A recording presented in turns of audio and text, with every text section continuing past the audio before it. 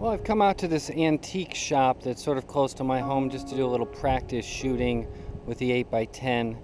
It's a pretty interesting antique shop. It's small, but there's a lot of interesting little knickknacks here and there. I'm just going to walk you around and show you it.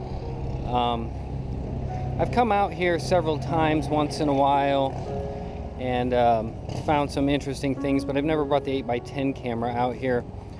I sort of enjoy this little shop. I've talked to the owner. He's a really nice guy. Given him some photographs when I shot 4x5. Often I came out here. So I'm just going to practice today with the 8x10. I find that practicing is important, especially with 8x10, to keep the skills sharp. So we'll just walk around and I'll show you it a little bit. The light's not that great right now, but that's okay because I like to give myself challenges. You don't always know what the light's going to be like when you find a shot, so you sort of have to work with it. I'm sure I'll find something to photograph out here. I'm fascinated by these old antiques. It's always something interesting. Shows the passage of time.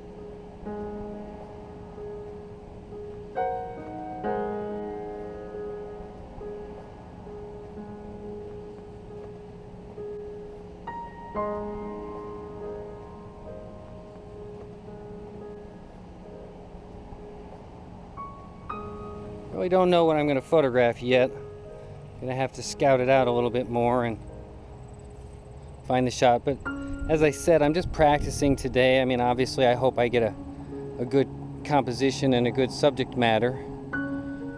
But the bigger intent today is just to keep my skills sharp with the 8x10 and give myself some different challenges. Lights moving in and out with some clouds.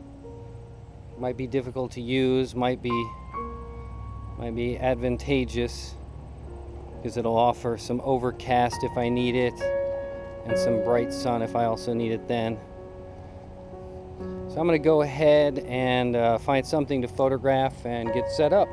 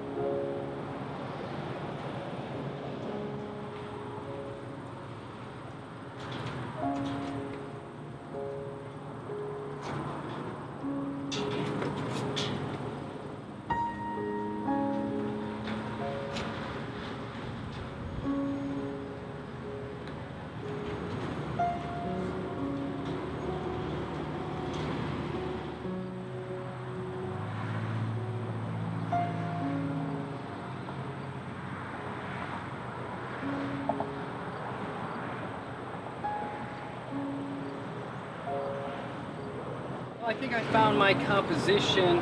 I like these little small picket fence-like material with these washing machine basins, but especially with this McDonald's sign in the background there. I think that's a nice juxtaposition with the antiques.